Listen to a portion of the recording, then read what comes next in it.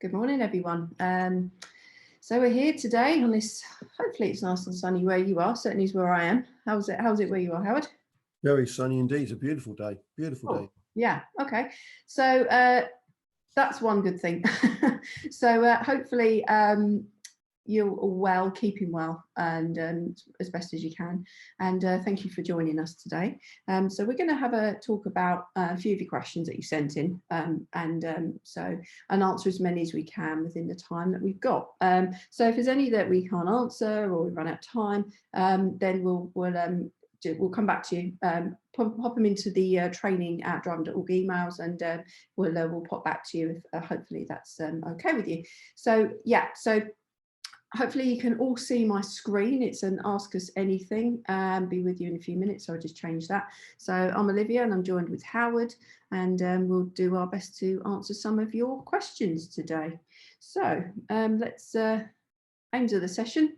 So yeah, Howard, did you want to have a little run through of this one? Yes, it's uncertain times that we're going through, as we all know. We don't really know what's going to happen, and nor do many other people. So we can only give you the answers that things that we have got sound knowledge about as it happens at the moment. I'm looking at the question box, and what I'm going to ask you to do is leave your chats to the chat box, and if you have any questions for us, please put them in the Q&A box. If you put them in the chat box, we won't see them, so we must get your questions in the Q&A box. We've also had some sent in prior. We got them yesterday and today, which we've got typed out here. I haven't put them on slides. I've got them typed out here. I'll read them out, and we'll go through those, and we'll get through as many as we can in the time we have. We do need to finish for 12 o'clock, so we'll get as many done as we can. Okay, so first question I've got is actually on the screen here. Is I'm a PDI, started in October, spent some time on lockdown, and then there's more staying still than working. Is there any financial help I can get? The answer to that is possibly. It really just depends on circumstances. The SEISS means you had to be working as a self-employed person in your business and have put in, I think it's 2 out of 3 years of accounts since 2016, 2017, I think. So that's a situation where you would have to get hold of, you can apply for it through the gov.uk and have to find out if you can apply for that. But if you've just started in this job, it's a possibility. If you weren't self-employed before, you won't be eligible to get that. There is the bounce back loan that the high street banks are doing, and as we understand this morning, most of the information we have got on that has been through HSBC. That seems to be the main one that's doing the bounce back loan. And what that is for organisations or self-employed people that are falling through the nets in other areas where they can get a loan from the government at 2.5% over 10 years, up to, I think it's 50,000, I think it might be 60,000 actually, they can get now. And in the first year, nothing is paid back. There are terms and conditions. You do have to meet some criteria for it. And so with that in view, there is that option. There is also a very little known funding scheme issued by local authorities, which we didn't know until very recently indeed, called the Additional Restrictions Grant. That has to be acquired through the local authorities. So you might have to apply at the town hall and find out if that local authority is actually doing it. They may not. So you would go to your local authority website in the first instance, generally, and look to see whether see what the eligibility restrictions are and things like that. So that can help where people. So we know some local authorities have had funding for certain businesses that pay business rates. That won't affect a lot of you guys, and so if you don't pay business rates, then that might be a route for you well, certainly a route to explore. It might be a route forward for you. So yeah, we do encourage you to have a little look at that. That's called the Additional Restrictions Grant. So go on your local authority website and have a little look at that. Sorry, I've just butt in there, Howard. Completely. That's okay. So next question we got now is which was sent in before, is any idea when we can apply for the 4th SEISS grant? So do you want me to go for that one? You can do, please. Yeah. Yeah, okay. So, I mean, there isn't loads of information out over it. It's expected currently that it will cover the February 21 to April 21 period. And on as of gov.uk this morning, we've rechecked. There is information on the third grant. Obviously, you've got to apply for that by the 29th of January if you're eligible. And that's the cut-off for the third. But for the fourth one, they haven't released any further information about, you know, when you can start to apply. We would expect that the eligibility criteria would remain the same. So if you haven't been eligible to apply previously, it's unlikely that you're going to be able to do that for the fourth one. So we don't expect that criteria to have changed. So, but certainly keep an eye on gov.uk website on that and see where, or official sites, Money Saving Experts, another really good website that we like, and another official sources of information. Another question, when do you think it's likely we will return to teaching? Now that's everyone's question. That's a good question. At the moment, we just don't know. We do know that the government are reviewing, certainly for England, reviewing us on the 15th of February. And from there, we'll find out more about, you know, what happens next. We don't have any pre-information before that, neither do Dbsa or DfT. So once everyone's going to be listening to that, finding out what they've got to say, see how the vaccination program's going. We know that's, you know, it's gaining pace all the time. That's looking very promising. And also in terms of the figures, they've reported that there's been a slight drop. However, the figures are still overwhelmingly high. So it's anyone's guess at the moment. I would say it's very unlikely at this stage that we're going to, we won't know anymore until the 15th of February. So we'll keep an eye on that. Okay, question I have here, which came through yesterday, is there going to be an extension to theory tests that are due to expire?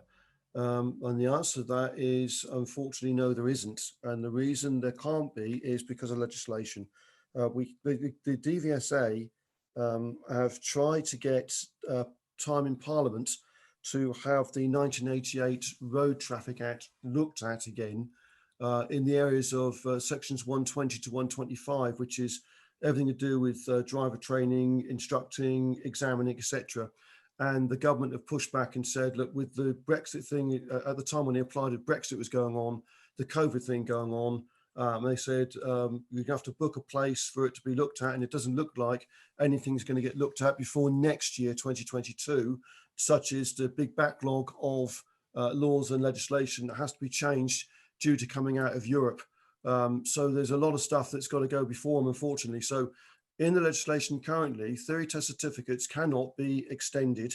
And so it means that anybody right now that has got short time left on their theory certificate, that has a driving test booked, which is in the lockdown time at the moment, you obviously have the driving test cancelled. It would mean that the theory test would have to be taken again before a practical driving test can be applied for. If it is someone who's got a fairly long time on their practical driving test, they've got one booked for sort of later on, and there may be time to get a theory test done in the meantime, that's okay. They can keep that practical test booking in the system if it was booked within the validity of their current certificate. That's okay. That'll be all right, providing they pass that theory test again. They'll be able to take the appointment that's for their practical test, providing we're obviously testing. But unfortunately, those that have got certificates that have expired, that have got tests that are currently booked, will not be able to take those tests and will have to redo their theory in order to take that driving test.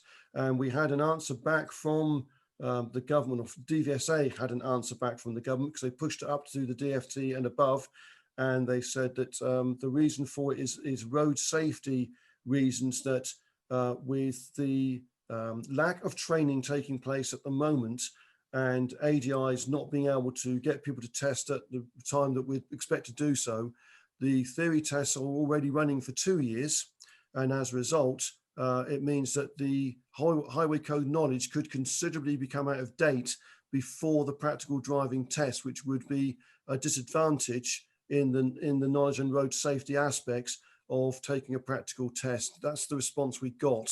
So we have to run with that at the moment until we can get them to change their mind.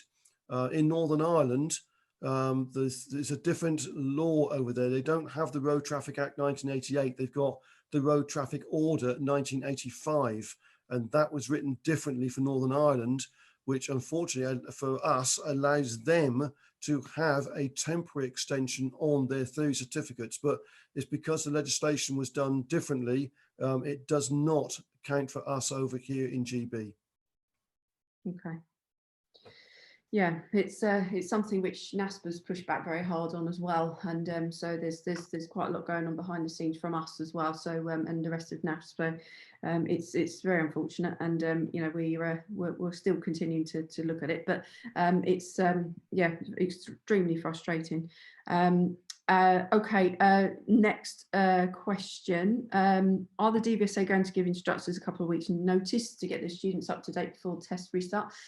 We've got NASP have got you know catch up with Dvsa shortly, soon, and so you know we have a big pile of questions that we're going to be asking them and to get clarification on. So that is certainly you know one of them. I know that whereas before there was a bit of an issue with that, whereas they you know that didn't happen. We're going to you know see whether their positions changed on that at all in any way. We understand that yeah that you know if you haven't been able to do any private practice, or they haven't been able to do any private practice, we know now in England they can, because that changed a couple of weeks back, but private practice was not allowed in any circumstances. It is now, as long as it's part of an essential journey. So you can't go out and just drive around and you know do whatever you would do on a lesson with private practice. Even if you're an ADI, not just a mum and dad, it's something, it's got to form part. So if you're going to drive a couple of miles up the road to the shop, pick up your shopping and get back in the car and drive home, then that kind of context, or picking up medication, essential journeys, not just for driving around. So that you can do, but we appreciate that not everyone is able to do that, and so it'd be something which you know we'll be seeing if we can get some more clarification on that as well.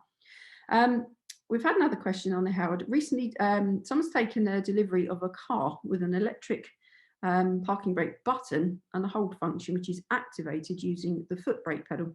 I wondered how examiners wanted pupils to treat these two different functions, which have similar purpose of preventing the vehicle from rolling when stationary. At the moment, I'm teaching pupils to use the electronic parking button when we stop at the side of the road or when parked permanently, and the hold function on the parking brake when stopped at junctions, traffic lights and crossings. Is this correct? So would you agree with me, Howard, on this one, that it's a difference between sort of a wait and a pull? So if it's a quick wait, then depending on the gradient of the road, I think what you're referring to is the hill start assist. That's more commonly what it might be known as. So that, yes, you can use that function on the test, that's fine. And if it's going to prevent the car, holds the car for a couple of seconds just to stop it from rolling back while you just get your biting point. It does take a little bit of practice to get that. But yes, that can be used if it's just in a brief wait. But when it turns more into a brief pause, when it turns more into a longer wait at the junction or wherever you're at, then parking brake should be applied, whether it's the lever or whether it's the parking brake button. Any addition to add on that, Howard? No, except to say that the examiner's got to be able to see evidence that the vehicle can be kept under control. Under control, yeah. Yeah. So, yeah, as you said, if a pause becomes a long stop, it should be a parking brake. If you're at a junction and you're trying to get out and you've got a very shallow angle at the giveaway line to go and over the camber of the new road, then perhaps depending on the angle, the hill start assist, the foot brake pedal should be suffice to stop the vehicle running away as long as everything's under control. It's when that vehicle starts running back that the examiner will start taking notice and think, why is it happening? What's their understanding behind the use of the technology on this vehicle?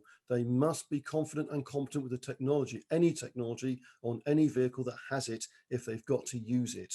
So that's something you've got to remember. Okay. What question in front of me now is, any members getting discounts on their car insurances?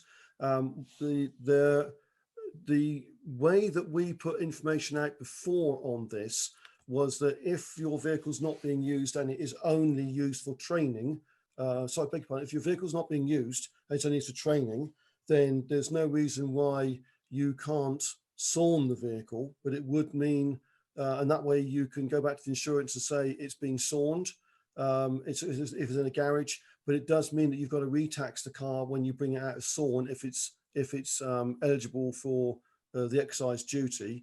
The other thing to do is if your training tuition car is your own private car as well, as training can't take place, especially if it's not a fully liveried vehicle, then you could go back to your insurance company and change your training insurance for social, domestic and pleasure, and then change it back when the lockdown finishes. That we've had feedback from instructors that have done that, and that has saved them some money. Obviously, remember that only essential journeys should take place. So you have to consider what use you need of the car and whether it's worth keeping it insured at the moment if you're not using it. But in terms of discounts on insurance, the situation with increases in insurance premiums over the last 12 months hasn't changed at all. The amount of incidents that took place during the first lockdown, when the roads were supposed to be quiet, pro rata for volume traffic, the incidents that took place were actually higher than pre-lockdown. And it was people thinking they could drive faster because there was less traffic and there was a lot more space on places like motorways and dual carriageways. And a lot of the insurance documents that have come back is most of these incidences weren't small knocks, they were speed related. And so insurance discounts it's not likely to find anybody getting insurance discounts thinking that we've all been locked down, there's been less accidents this year, pro rata, there hasn't been, and that's the problem. So in terms of discounts, you'd have to shop around if you're coming to the end of your policy to see who's likely to try and pick up your business, as you always would do. Okay, what question have we got next then? Let's have a little look. So we've got on the screen in front of me, because I'm in the question and answers box, that's where I am. I applied for bounce back loan through Lloyds Bank last week and received the money early this week, all done online. That's a message from Gordon. So that system is working. I have heard the HSBC takes a little bit longer to do that. So you can only get the bounce back loan through a high street bank. It is not possible to get it through, I believe, Nationwide, I think, don't do it because they are classed as a building society and not a bank, I think. So I think that's one of them that doesn't do it. So you'd have to make sure you go. You don't have to be a current customer of any of these banks either, as I understand it either. Okay. Another question we had sent in to us yesterday. Are we able to start training with the consideration for key workers? The key worker situation at the moment is being greatly, I suppose the definition of key worker has been greatly shrunk. Although we've always assumed key workers being frontline workers as doctors, nurses, the food delivery people, etc. The only training that's allowed to take place at the moment is for emergency service personnel training up and being upskilled to drive ambulances, for the Ministry of Defence, and for bus drivers for local authorities where the need for extra bus drivers has been proven, and that is it. And that can only be done by delegated trainers and delegated examiners. And they are being given permission by Department for Transport to be able to do this. So there's very few of them. You cannot apply to be one. So as far as we're concerned, when we brought out the key worker register, which Department for Transport backed and said, yes, really good idea, because the government has put the thumbscrews on who is able to do driver training.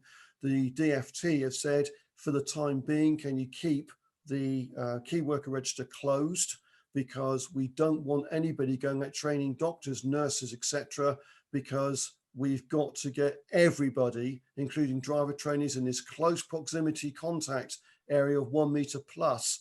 They're trying to reduce the amount of risk and exposure to us, and therefore that's the reason why we cannot open up the register and we cannot go out and do key worker training. Is to protect the NHS, which you've probably seen from the news is really stretched and at bursting point now.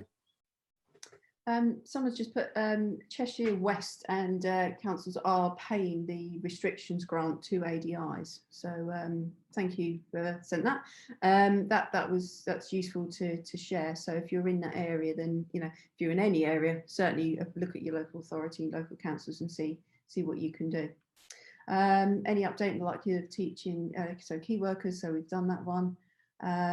Okay, let's have another little look. Are ADIs and PDIs going to be vaccinated or just high risk? I mean, that we have put, I know, we have put forward to the government, an argument for us to be, vaccinated, but and even if, say, examiners were vaccinated, we don't know what the plan is with that at the moment. I don't think we've got an answer on that to give you at the moment. But even if somebody is vaccinated, whoever it is, the experts, they still don't know yet whether that person can still catch and pass on the virus.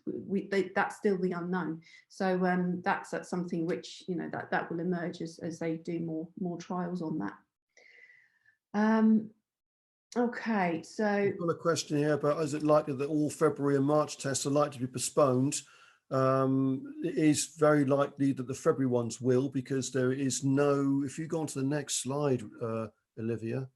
Well, I realise that there's some other little bits. We've got to jump ahead here really, but we've got lockdowns on the slides here as well at the moment as well, which we can show you at the same time as doing this. But with the lockdowns, there's not a review of the situation until mid-February on whether there will be a complete ease or whether we'll go back into tiers.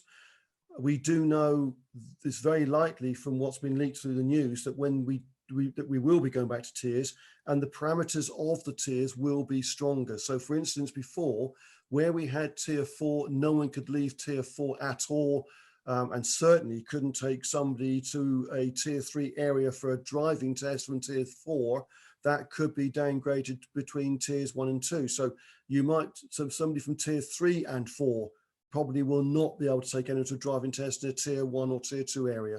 That's what we're expecting to have. We haven't had it confirmed, but judging by what I've been seeing on the press, that is likely the sort of thing that we're going to get caught out with. So we're coming to our situation for February. I'd say that the February tests are probably likely to be cancelled if they haven't been already, but I think there is some hope for March. But the February review, which we've got, if they do stay, we stay as we are on the February review, the following review is not going to be until the end of March. It will be March the 31st. So which means that it's likely, unless some tiers have been opened up in the February review, then there's not likely to be any tests taking place during March. My advice to anybody who's got students with tests booked in March is to tell them to keep hold of them at the moment, because from feedback we're getting from ADIs, the test waiting time now, the test bookings are now going into June. So just bear in mind what's happening with the students' theory certificates. As we said earlier on, answered an earlier question, if the theory test certificates are getting short, it might be worth trying to get into the system and seeing if you can get a test that fits before the certificate expires and chancing that way. And then if that's then cancelled as well, then the theory test have to be redone. But we all need to be mindful now that the students are fed up of waiting for a driving test, but they might be forgetting about the validity of the theory certificate. And if anybody turns up with a theory certificate that is out of date, or the Dvsa are aware it's out of date and someone turns up for their driving test, then the test obviously won't take place and the fee would be lost. So you really, really need to be aware of that. All ADIs in all areas of the country need to be aware of this. We're getting some questions about PDIs, and just to give some sort of latest up-to-date advice on that. So what help are Dvsa providing PDIs with a difficult position with Part 3 test and trainee licenses? So I mean, effectively, driving instruction is we're in a regulated profession, so the role including that qualification process, is governed by certain legislation. And the registrar can only do what Parliament has granted the powers for them to do. And they can't just, ignore regulations or pick and choose. But Dvsa are working with as much flexibility as they possibly can to help people. They don't want this situation either. They want to try and help and get people, qualified and help them get up and running as soon as they can as well. So regulations require, so if anyone's got part 3 coming up and you're thinking, oh my goodness, regulations require that a part 3 test is booked but not taken before the expiry of the part 1. So if you've got your part 1 theory as a PDI, which is coming up to expire shortly, as long as you can get a part 3 booked, and if you can't get that booked, you can book to hold, which still means paying the fee for the test. Then the Dbsa will arrange a test booking as soon as a slot becomes available. And this meets regulatory requirements. So as long as you've got that part 3 test either booked or booked to hold, and you've paid the fee, then you can, even though your 2 years run out, you can still then take that test. So anyone who's got a trainee license that, say, commenced early this year, they can ask the license to be reissued when the restrictions are lifted. So if you're in that position or know someone is, then the best thing to do is to contact the ADI team at Dvsa on PADI, PADI at dvsa.gov.uk. That's Papa Alpha, or Papa Approved Driving Instructor, PADI at dvsa.gov.uk, and what they'll do then is advise you of your individual options. So any trainee whose license is, say, due to expire in the coming weeks should also seek advice from the Dvsa's ADI team on that email address as well. So if Dvsa are aware of the problems and the money paid out for training licenses, and are encouraging trainees not to apply for a license they know that they can't use. However, Dvsa have still got to work with it within regulations and the regulatory requirements. So advice for one trainee might be not appropriate for someone else, might be very different. So each person, if this is you, then seek your own advice from the ADI team. Once the restrictions are lifted, then trainees need to give Dvsa as much notice as they can when they want their licenses to start. And what Dvsa will do is they will prioritise those licenses. It's likely they will be issued the same or even the next working day. So they're quite quick at turning those around. Bearing in mind, if there's a sudden influx, that might, go out to another day or so. But so once issued, Dvsa will send the trainee an email that tells them that they can teach for reward. So this is the same process that Dvsa used when restrictions were lifted in the summer last year. So hopefully that helps a little bit with part 3's coming up, part 1's running out, and PDI licenses. So as I say, just to reiterate, PDIs, trainee ADIs are all in sort of slightly, different stages of their training, and their circumstances might be slightly different from one to another. So PADI at dvsa.gov.uk to discuss your options with Dvsa directly. That's your best advice on that. Okay, next question we got came in yesterday, and it says, can you give an update on whether the government are still looking at critical worker tests? The answer to that is they are, but not in the same way as they were before. As I mentioned in a previous answer, the only tests that will be taking place are for people that are upskilling to drive ambulances, so they may need their C1 tests. So that could be police drivers, fire brigade, if they haven't got the category C already, will be upskilled, and there'll be certain tests allocated to the MOD and also for the vocational test for bus drivers. That's the only test that's taking place for critical, they're calling those as critical workers. There's nothing for anything to do with nurses, doctors, or anybody else. That it just does not feature at all. Another part. Morning, Howard. can I just interrupt you? Sorry, I've only just been able to join because I've been dealing with other matters. There is going to be an announcement on critical worker training this afternoon. In fact, we're just preparing a National Association's partnership statement on the fact. They are going to allow some level of theory tests for those outside of blue lights, other health and social care workers, and some level of practical tests will be made available as well. The employer of these individuals, rather than the individual, will have to apply for these slots.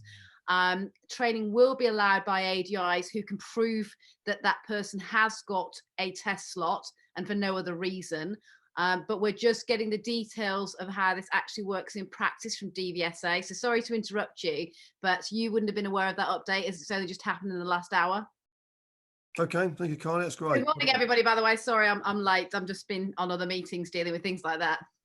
Okay, all right.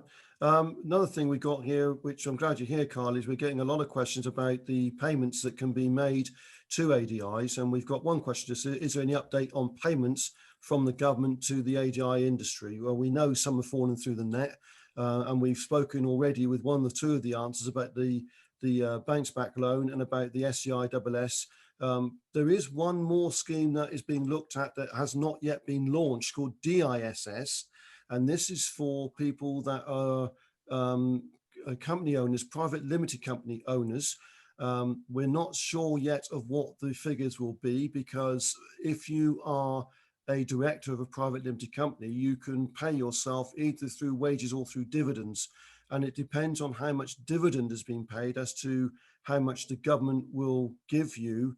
It won't be the same amounts as SEISS, but it does allow the people, or possibly will allow the people, with criteria to be met, of course, to be able to apply on the DISS when it's launched. We haven't yet got a date of the launch of this, but there was some information that came out yesterday saying that it's a bit more certain that this is going to take place, but we can't give you any more about that at the moment. Other things, places where you can find information is we've got a very good page on the driving.org website, which has got information and links going elsewhere. And there's the money advice service as well, which will give you a lot of information about things that you can do. I would say that if you are getting a bit despondent with the industry and are thinking of retiring, it would be wise to start looking at the money advice service, because if you are thinking of trying to get the SEISS and then think about retiring, there are some aspects there that you could trip over if you're not careful and could cause a major problem to you later on. So some of the information on there, it does say on gov.uk that you can apply for the size, but as we know, there's got to be certain eligibility, and some of that eligibility depends on whether you are planning on continuing to trade. Yeah. Doesn't say for how long, and so what we would advise you do is to get in touch with HMRC, because it does say, if you've got any questions at the bottom of that page, then to ask us on that. So it could trip you up if you did apply. We don't want anyone coming into hot water over that later on.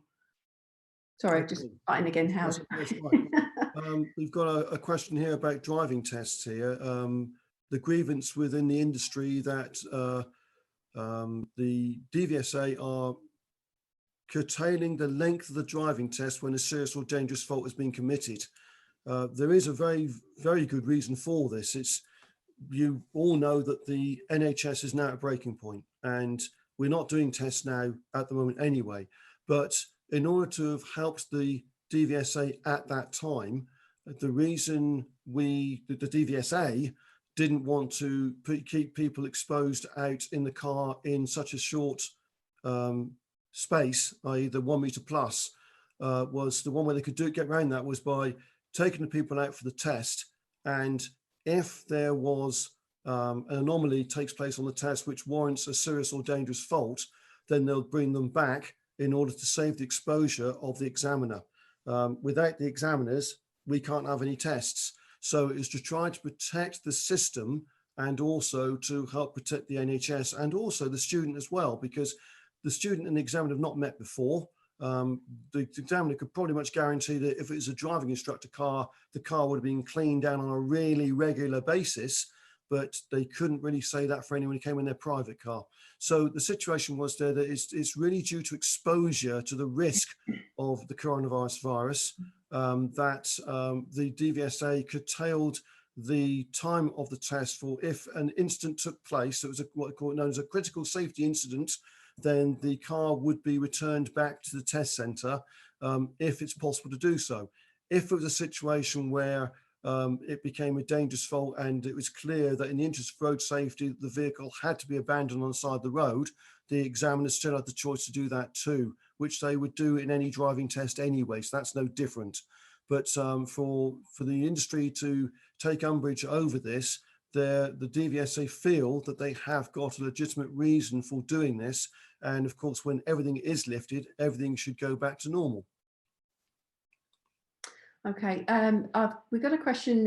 Someone says, my ADI license runs out later this year. Do I need to start the process of renewing it now? And when do I start with the DBS check? And do I go on government gateway? So yes, if it runs out later this year, I think you said in August. So what you'd need to do is apply for your DBS check around about 6 months prior to that expiry date on your badge. Apply to DBS, go on the gov.uk website, which is gov.uk/renew approved driving instructor ADI registration. So you can renew that if you're if you would need to renew in the month that you're so if you've already got your DBS check and it runs out you know, within the same month, then you go back on this page and then you can start that process of logging in to the government gateway using your login details, your user ID. Now this often trips people up. Your user ID is not your ADI number, and so it will be on most of the correspondence that you'll get from the Dvsa. So it will say user ID on the letter or an email, generally speaking. And also, so what you'd need to do, if you need to go and get your DBS check, you would need to go onto there, get your DBS check, start that process there, and then what you would do, it says start now on the government on gov.uk when you get your DBS check to start that process. What it will do, it will take you to a page which takes you to the GB group, and you need to, even if you've got, this is a very common question we got actually, and thank you whoever asked this question. This is a common thing that we lots of people ask us. If I work for a different organisation or work for a youth volunteer and I've got a DBS check or an enhanced one, can I still use that? Or some people assume that they can, and then when they come to renew, they can't renew because they've got to then apply for a Dvsa DBS check. So it's got to be done through GB Group. They're the only authorised DBS checking service that Dvsa use. So the link on there will take you through to their website. And what it will do initially is what you'd need to do is fill out some information about your name and contact details and things like that, and submit that in the first instance. Then what Dvsa will do is check that and check that you are an ADI and check that you are legitimately applying as an ADI for that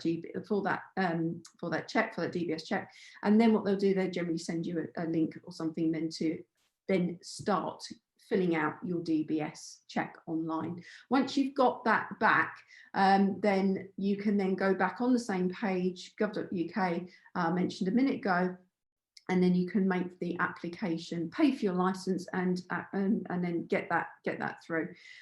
So you can apply for your DBS up to 6 months before your ADI registration expires. It usually takes around 3 months-ish, but it can take longer.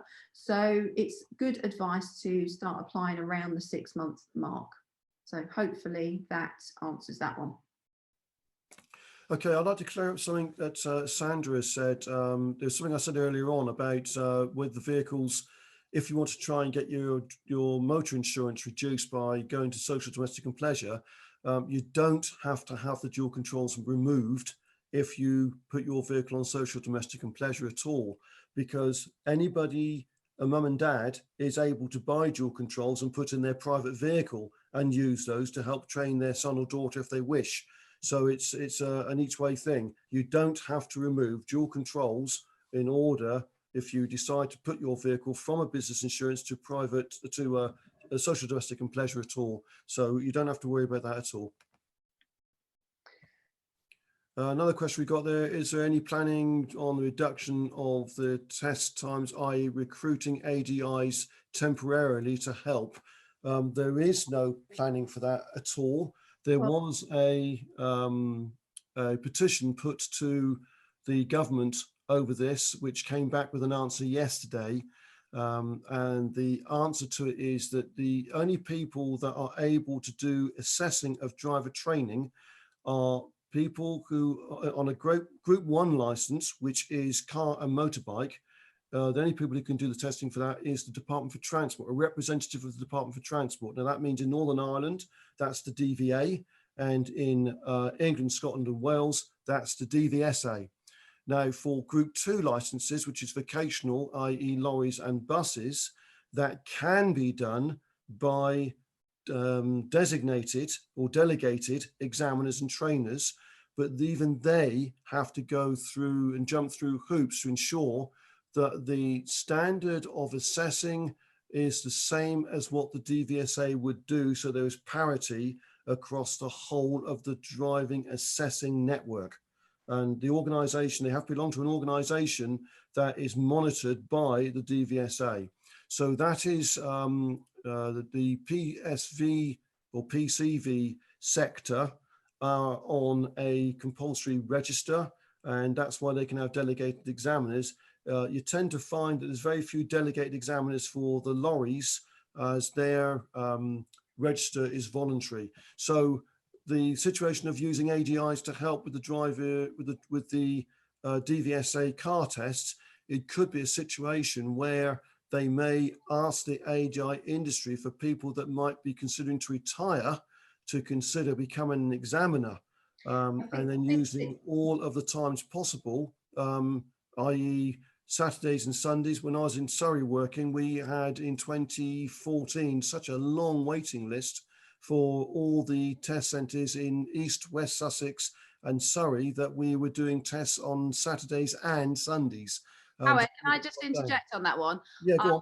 I have, and I'm sure other people who have professional examiner cohorts in their kind of organisation offered services to Dvsa to help with the catch up. Dvsa, if they did go to the wider driver training profession for candidates to be brought on a contingency basis, would be looking for people who already hold a recognised driving examiner qualification. So it wouldn't just be a case of, it would be a free-for-all for anybody who fancied doing it on their ADI badge. They would want to see people who already had some kind of driving assessor qualification or having gone through that specific training, because it is a different skill set. And it is the art of learning the difference between assessing and training. Plus, one of the issues that Dvsa have always had, and there is the question of how Brexit impacts that, is under the EU directive, I think it's Directive 20 in terms of the relation to driver testing, is that you cannot do examination with an ADI badge, and there's no ability in the legislation to just suspend badges for the purposes of examining. And that's because, you know, there's always the issue with local examiners and local trainers that you could end up having somebody who is your own pupil. Now, we at Diamond have that possibility sometimes with taxi drivers. If a examiner is training as well as examining in that locality. However, we have a Chinese wall, and the examiner has to divulge to us under terms and conditions that they will not be, you know, they will let us know that that is a pupil of theirs. So, you know, there's things to get round that are overhanging EU legislation that Dvsa may still be following or governed by in some manner, or have chosen to adopt, that presents a barrier to ADIs automatically being recruited in a crisis as examiners. And there is that need to make sure that that person either already has the experience or has had the training to be a driving examiner. It's not sufficient to just say, well, I've got an ADI badge, I know what the test demands, I should be able to do it. It's the training in being able to do assessments, and is able to, you know, focus on that task as well. So then they're not also still training people. So has that person got the ability to actually give up training for the period that they're actually doing examiner work? So that is something we, and I'm sure other organisations who have professional examiners, have suggested to Dvsa. We did the same at the time of the 2017 waiting times crisis, when there wasn't enough examiners around. We offered contingency examiners to them then. So we'll wait and see what they say about that. We've also offered to support training, because out of the brands that do professional driving examination and assessments, such as us, Rossborough and IAM, we're the only test that is actually based on the Cardington system.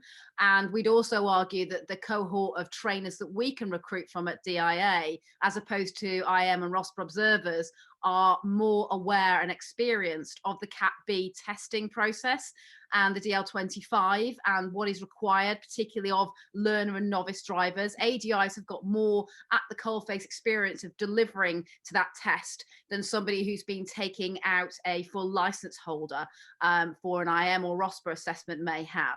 So, whilst we also had this cohort of examiners sat there, we've also said, I'm sure there are members who, if they don't have an examiner qualification, would be willing to be trained intensively because of the need to get up to speed to be able to do that. And we already have a training system that is almost an exact replica of Cardington to be able to do that across the UK as well. So, we are offering those services to Dvsa for them to consider as part of their planning as to how they're going to deal with this backlog in an efficient manner. So we can only offer that. But it's a bit like the Boots CEO. I'm in the same position. I can make a government body aware that we're sat here and we're ready to go, and we can do these things probably quicker than a government agency can in terms of doing all the training and recruiting of people. We've just got to wait for them to come back to us and take advantage of that offer. Okay, thanks for that, Carly. That's a good update. I've also got a question that might be for you here, Carly, actually. A question that says, if I requested a second payment holiday for the lease of my car, could this affect my credit rating? It could do. Payment holidays aren't supposed to really affect your credit rating greatly. It's more the defaults on loans that will affect that credit rating. But what I've been saying to people who are phoning me and talking about, what can they do about the lease situation? Because effectively you've got a vehicle sat there you're not using, and the longer it's sat there not using, the more months you're going to have to pay on your deferred payment for a car that you didn't use in that period. So people are, having started in lockdown 3.0, people are having to make some really tough decisions about, do I actually give that car back because it's sat there doing nothing and I don't know when it's going to do something? And what happens when I want a car again and I can start training? And people are realistically having to get that down to that because they can't afford the next payment. And how's that going to affect my credit rating? I suggested that people go back to their lender and ask them what the options are in terms of financial hardship and how they can work with them to mitigate the credit record issue. And I think lenders are in a much better position to advise on the options that they can offer to their customers than we perhaps can. And they will, it's what they will record on the credit file as the company who is left with the debt.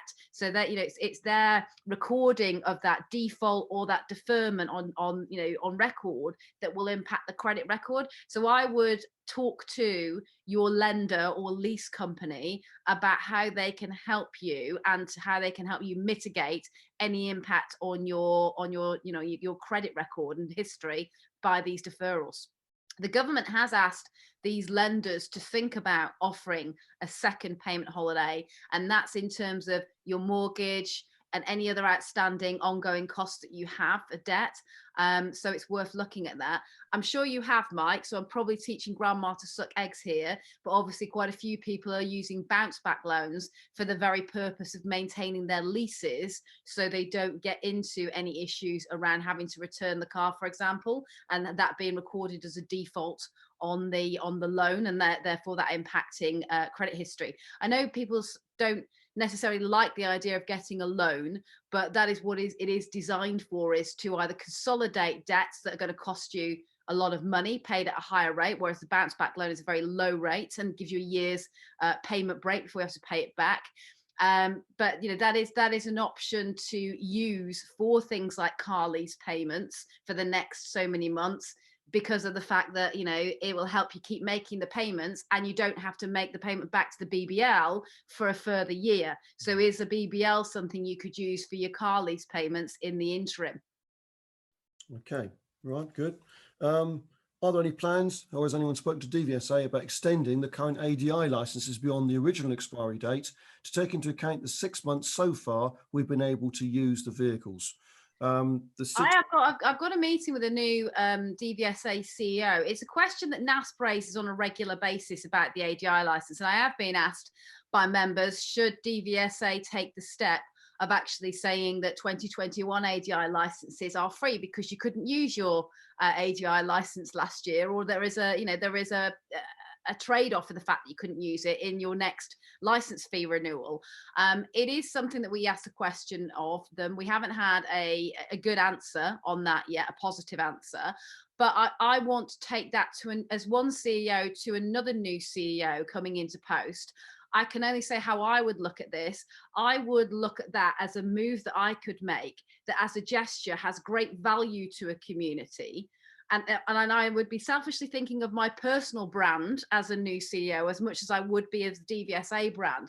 I would look at, is there something we can do on that ADI fee that recognises that whilst it's an important stream of income to Dvsa and they can't just give income away at this time because they're facing financial issues as well, it is an important outgoing that ADIs have that they've not necessarily been able to use, so they haven't received the value of this year.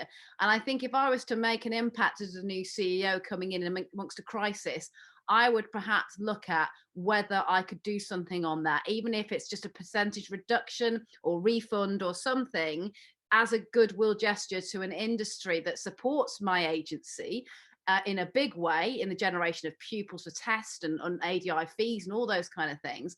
To recognise the pain that the industry has gone through during this crisis. So it is on my agenda to make not that so much a question of will you do something, more so a proposal. Is it something you could do as an agency to show that you are supporting the industry? You know, what can you do? Can you make that assessment of how much it would cost you to do that? Whatever small percentage you refund, or whether you say in 2021 we're taking it that you don't actually pay your fee, what would that cost the agency? How big a financial impact is that going to really have in real terms? And is there actually a greater value of goodwill from the industry and recognition of hardship of ADIs that's generating that is worth more than that loss of income? It's only a question I can put to her, and I can only view it as I would if I was sat in that chair. And those are decisions I've had to sometimes make as a leader of an organisation. And I tend to fall, surprisingly, coming from a commercial background, on the side of the value that has in an intrinsic way, that versus the actual income that you would lose. Thank you. Right, another question, just changing tack here. Is the Dvsa going to give instructors a couple of weeks to get students up to test standard before they take their test? The last lockdown, instructors had tests the very first day we were allowed to teach again. No time to prepare the students. Now, I understand there's been a feedback meeting with the Dvsa over the last lockdown, Carly, is there not? And this was brought up then, wasn't it? It's been brought up in every single lockdown thus far. I started in the very first lockdown as we went into it, saying, what's the plan to get out of it? And how is the agency going to come out of this at the end? Because clearly we should be working on coming out of lockdowns as soon as we go into lockdowns. And the one thing that I suggested at the time, which we've repeated every time since, is there should be a minimum 2-week notice period that ADIs get, not even their pupils necessarily, the ADIs get, that they are going back to work so they can start contacting their pupils and slotting people in. Because it's that kind of pandemic old issue that we have now, that whilst mitigating COVID-19 is an extremely important public health challenge that we have, the most important public health challenge we've ever had as a country, we cannot neglect the other public health risk of road safety, and we can't not have people effectively trained for the test. Now, Dvsa will clearly push back and say, if you don't think your pupil is ready for the test, then you shouldn't be, they shouldn't be going. They shouldn't be taking advantage of that test date. They should be cancelling it and rebooking something. But we know what the nature of the beast is at the moment. The pupils and ADIs don't think they're going to get a new test for a very long time. So they hold on to that date in the hope they're going to be able to do it, and they're prepared. Some pupils are to go for that date, even if they're not prepared, if you see what I mean.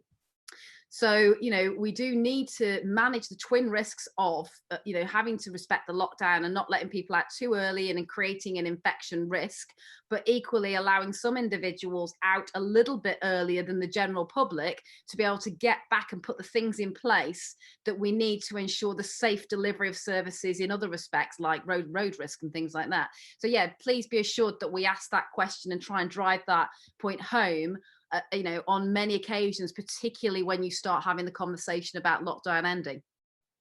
Okay, just want to update Andrew, if I may. Andrew says on your screen regarding lockdowns that we showed earlier, there was no mention of Wales. It was at the bottom of the screen, Andrew. Perhaps you couldn't see it. Wales has got an update on the 29th of January next week to see what they may or may not do to help ease and lift restrictions. We've got no idea what they're going to do, and I'm afraid it's going to be down to your First Minister to relay it back to Wales as what they intend to do and what can happen with cross-border between England and Wales, etc. But it's the 29th of January. If you want to keep an eye on the news or look at the Welsh Gov UK site, you will have the information come out on Wednesday, 29th is next week. Was that next Friday? Is that 29th?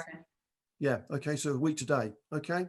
We've got one from Gordon. One of our pupils asked me if it's worth changing their test early February, or should we let the Dvsa change it? So the last Dvsa director on the 5th of January said that if you've got a practical test book that will be affected, Dvsa are going to email candidates who are affected and let them know that Dvsa will reschedule their test. Obviously, if you've booked a test for any of your pupils, you're going to receive this notification. So do let them know, do let your pupils know that what the new date and time it's been scheduled to. Obviously, you know, we don't know when we're going to come out and what restrictions are going to be lifted at the moment. And so if you do get a new test date through, it all depends on if that's going to go ahead, and Dvsa will send out further updates. But yeah, I would say allow Dvsa to send you a new date, and that's probably going to be sent to you quite soon if you've not got it already, and go from there. Okay. Sorry, Howard. Okay, got a question here. If you get an ARG, do you have to pay it back? It's a grant. Grants aren't normally paybacks. They're normally issued to you to help you procure stuff. I mean, when you're a student, you've got a student grant to help you buy books, etc. Although a lot of people went on the pub with it. But I mean, the thing was, the grant was the thing where you would be given a leg up to try and help ease a situation. So generally, grants do not have to be paid back. I'll be very surprised if the ARG had to be paid back. We've got another one here. I was just going to say, Sandra's asked there, can you still only, back to the application renewing the ADI license and the DBS check. So yeah, you can still only apply to, when you've got your DBS through in the month of the expiration of the certificate. So that's correct. So yeah, that's fine. Sorry, Howard. That's okay. We've got a couple more questions, not many more, but 4 or 5 more here. Can current PDI licenses be suspended whilst not being used? So I went through that in quite some length earlier, and so you might not have been on there, you might not have heard that, you might have joined afterwards. So yeah, what you would need to do is Dbsa have said that, you know, what's right for one PDI might not necessarily be right for another, and so you are advised to contact the Dbsa ADI team on PADI, PADI at dvsa.gov.uk to talk about your individual circumstances on that. So that would be the best advice for there. How do you find out to become an examiner? I think that's from the conversation earlier about helping you know, other organisations such as Diamond helping out Dvsa should Dvsa need that. Then I mean the information, you know, isn't out there. I don't believe yet, Carly, is it? They you know, we haven't necessarily, nothing's official yet. if you want to become a driving examiner, in addition to your ADI qualification, it is a useful thing to have on your CV, because obviously driving examiners work with fleet as well. It diversifies your income. Certainly, if there is a need to provide contingency examiners, Dvsa will first go to the examiner organisations, as I said, like us, IM and ROSPA, and particularly, you know, people like Diamond who follow the Cardington process already, because you've got ready-made people there that need less specific training to Dvsa policy and operating procedures than someone who's been doing something in wider fleet to a different agenda and examination system. So I would, and obviously you would say I'm going to promote the Diamond Examiner qualification, but for those reasons, I would say that looking to do the Diamond Examiner qualification is a good thing in general for people to diversify their work. For example, we flow taxi testing work to Diamond examiners, and some of our Diamond examiners don't do training anymore. They just do examiner work for that and other fleet contracts that we get asked to work on. And you can take that driving examiner qualification to people like ROSPA, IM, AA, Drive Tech, and people like that who are looking for assessors, and they will recognize that as an examiner assessor qualification as well. You know, there are other examiner qualifications out there, so it's worth maybe looking into doing that. But the Diamond one is the only training program that's based on the Cardington system of becoming a driving examiner, so it does put people in good stead if they are applying to Dvsa as well as driving examiners. Yeah, the details about that are on the academy, aren't they? Yeah, so there's good information if you wanted to become a Dvsa examiner.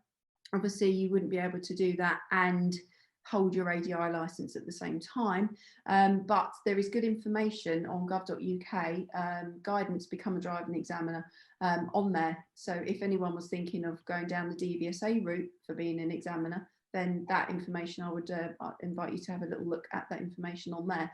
There is eligibility criteria, so you've got to be age 24 over, you've got to have a UK or EU driving licence continuously for the last 4 years, have no more than 3 points in your licence. You need to have a desire, obviously, to help improve road safety. We are preaching to the converted with our audience because that's what you do. And so, obviously, if you are wanting to go down like motorcycle examiners, then obviously you need to have the full category A, loads of things like that. So that's a good website. And so have a webpage. So have a little look on gov.uk/guidance, become a driving examiner. Or you can just type into Google, become a Dvsa driving examiner, and it should take you to the same page. Okay, we're going to start to wrap this up now, but there's one golden question, the last question we'll take now, because we've done about 40 questions so far, which has been very good. Any idea when we will be able to start teaching again? That's the golden one. The answer to that, unfortunately, is it's really at the behest of the lockdowns, and it will be at the behest of the devolved parliaments, because different parts of the country will open up their doors for business at different times to others.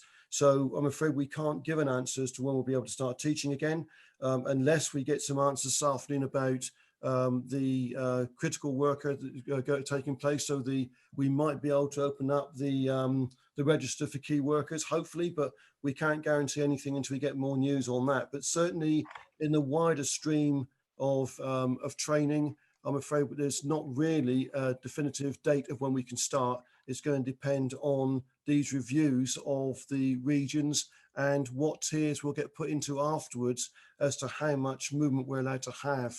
I'm afraid that's really the only answer we can give you at the moment. If we have any updates, of course, we'll send them out to the members on the in the usual direct email method that we do, which we do on a regular basis. And for those of you who aren't members who can join us if you wish, but you can also find the stuff on the NAS website and also on driving.org as well. So if you, that's really all we can answer on that question there. Anything else, Olivia? No, I think we've done them all. So I'd like to just thank everyone for their time, and also thank you, Carly, because you weren't, in all fairness to Carly, she wasn't scheduled to come on here. No, she wasn't. We had to call in the cavalry last minute because he was like, oh my goodness, there was a lot of people and a lot of questions, and so obviously Carly's brilliant with the financial support. So thanks, Carly, for helping. And the updates as well, which we weren't aware of too, which is. I mean, that's just as quick as things are happening, folks. So sorry if things, I seem a bit half cut sometimes, but that's I'm giving them to you as I'm getting them as well. One last thing, have you guys mentioned vaccination programs, or had any questions about that on today's?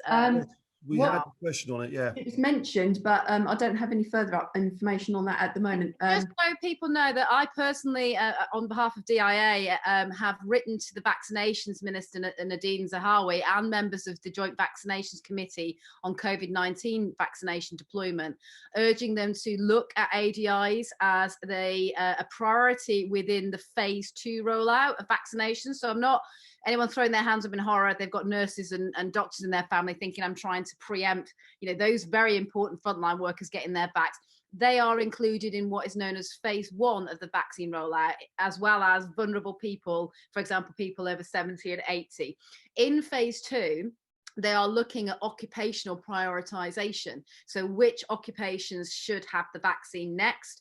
And that you've probably heard them bandying around things like shop workers, maybe because of their exposure. What they will look at is professions that have a disproportionate risk to infection, i.e. they're more exposed than most people, hence retail workers are considered to be in that category. So I have written to the Vaccinations Minister and put my pitch in that ADIs are in that same category of, if you're going to put shop workers in there, arguably, and teachers, because of their disproportionate risk, arguably more of a risk than shop workers and teachers, because you've got less space to socially distance. You're not using screens like a lot of retail premises have now. And what the argument is, it's not just that disproportionate risk, it's the fact that if we continue to keep ADIs off the road, whether you as an individual choose not to work or not, that is your personal decision. But there are those who will want to go back to work and will want to know that they can go back to work as safely as possible, and a vaccination strategy is part of that. So the pitch that I've made is that we need to get ADIs back to work as soon as possible, and vaccination is a route that we can do that, so that in a manner that they don't present a risk to the pupils, and they're not being as risky, the pupils aren't as risky to them. Obviously, we can't vaccinate all of your pupils, but if you're vaccinated, that does drastically cut the risk. The other argument there is about road safety. Again, going back to, we have the massive public health risk of COVID-19, which cannot be ignored and is the priority, but you can't make COVID-19 the only public health risk we worry about. And the longer we don't have training, particularly when we're deploying people in occupational driving roles who present road risk because they're first-time occupational drivers, if they don't have access to adequate training, and the longer that goes on, the more road traffic accidents we're going to see. And there has already been an increase in road traffic accidents per volume of traffic. So traffic might be at a lower volume at the moment, but the number of road accidents occurring in that volume is creeping up, because inexperienced people are driving more, and they're driving in an occupational role, and they're driving under pressure, and they're not getting any training that they would normally do so to do that. Couple that with, when lockdown ends, people going back in their cars again on a more regular basis to go to work, to school, or whatever, and we're going to see RTAs occurring, because we can see at the moment people aren't driving frequently. The few times they do drive, I've noticed it myself, people are bad drivers because they haven't driving as much, and they're driving a little bit fearful. They're worrying on their run to the supermarket more about the COVID they're going to get it off the shelves than they are worrying about plowing into somebody and killing somebody. And I saw a prime example of that the other day, where somebody did actually have a crash in front of me. You could see they were going to our local Tesco supermarket stressed because of that, and not worrying about their driving, and they haven't been driving a lot. So we're making that argument on the risk to drive instructors if they go back without a vaccine. We're making the argument on the getting instructors back to work because they do an extremely valuable job combating another public health risk, road risk. And we're doing it on the economic argument. And the sooner you can mobilize this workforce back into earning capacity and making a contribution to the economy again, and not having to be reliant on government handouts again, the sooner we can mitigate that pressure on the economy and benefits and everything else. Well, people can get back to work, they can start earning again, they can start making contribution, they can stop having to rely on government handouts, those that are able to access them. So we made that a very strong pitch to the Vaccinations Minister.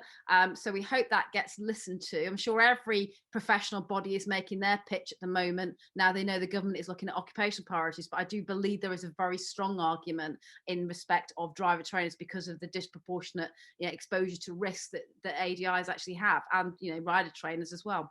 So that's just a little, what are we doing in terms of trying to get our voices heard on that vaccination strategy? Brilliant. Thank you so much, Carly, for that update. That's really useful.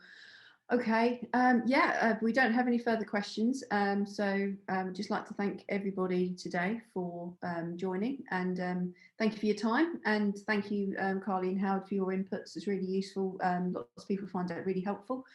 Recording will be available very soon, and it's also on our Facebook Live at the moment as well. So if you'd like to go back on there and have a little watch of the recording back, that you can do. And also, you know, don't stop sending us your questions. So if you've got questions, if you're a DI member, then you can email support@driving.org, and I'll leave that back on there for a moment. So yeah, that's the support help desk. So if you need advice with anything, that would probably be a good email in the first instance for you to come to us with.